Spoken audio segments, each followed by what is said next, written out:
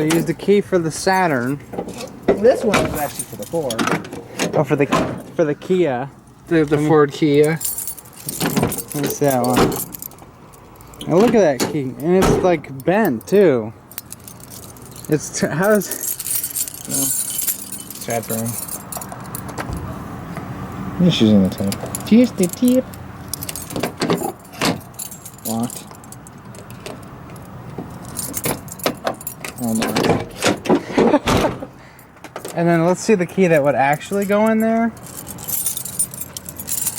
That's the key that would go in there, the GM one. This square thing here. No, that's the ignition key. It should be this one. Then you can just put just the tip. It's locked. Locked. Or you can just go. It doesn't matter. That side works.